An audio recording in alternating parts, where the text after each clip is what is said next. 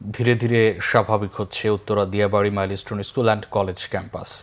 Class শুরু হবে আগামী রবিবার থেকে। দর্শক, উত্তরা মাইলস্টোন স্কুলের সামনে আছেন সিনিয়র রিপোর্টার ফররুখ বাবু। সরাসরি যাচ্ছি তার কাছে। বাবু, আজকের পরিস্থিতি কেমন দেখছেন মাইলস্টোন স্কুল অ্যান্ড কলেজে?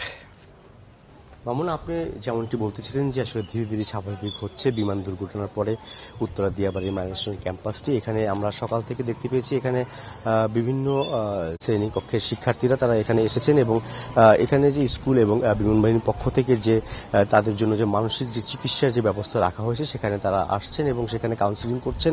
এবং শিক্ষার্থীরা আমাদেরকে জানিয়েছেন যে বেশ কিছু শিক্ষার্থী তারা এখনো রাত্রেবেলা যে তাদের এই এলাকাতে যাদের বাসা, তারা বিমানের শব্দ শুনলে এখনো সেই তাদের মধ্যে ভয় কাজ করে এবং সেই সাথে তারা মেঘের গর্জন শুনলেও অনেকে ঘুম থেকে উঠে বসে থাকে। আমাদেরকে এখানে অভিভাবক থেকে শুরু করে শিক্ষার্থীরা তারা তাদের সেই ভয়ের কথাগুলো আমাদেরকে জানিয়েছে এবং সেই সাথে আসলে এখানে বিমান বাহিনীর তরফ থেকে একটি প্রাথমিক চিকিৎসার ব্যবস্থা রাখা হয়েছে এবং সেখানেও বেশ কিছু শিক্ষার্থী এবং অভিভাবক তারা এসেছেন, চিকিৎসা গ্রহণ করছেন এবং সেই সাথে স্কুল কর্তৃপক্ষ তারা সিদ্ধান্ত নিয়েছেন যেহেতু আগামীতে তাদের বিভিন্ন শিক্ষা কার্যক্রমের সাথে অন্য সব স্কুলের সাথে যে শিক্ষা কার্যক্রমগুলো সেগুলো চলমান রাখার জন্য তারা এখানে আগামী রোববার থেকে স্কুল ক্যাম্পাসে তারা খোলার সিদ্ধান্ত নিয়েছেন দিয়াবাড়ি শাখা। এবং সেই শাখাতে আসলে রোববার দিন তারা ক্লাস করবেন না। এখানে তারা তাদের যে যেসব শিক্ষার্থী নিহত হয়েছেন এবং আহত হয়েছেন তাদের তাদের জন্য দোয়া করার জন্য মিলাদ মাহফিলের আয়োজন করা হয়েছে এবং সকল মাইলস্টোনের সকল শিক্ষার্থীরা, সকল ক্যাম্পাসের শিক্ষার্থীরা এখানে আসবেন এবং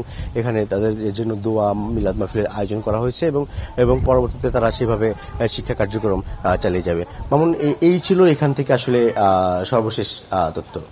বাবু, আপনাকে অসংখ্য ধন্যবাদ।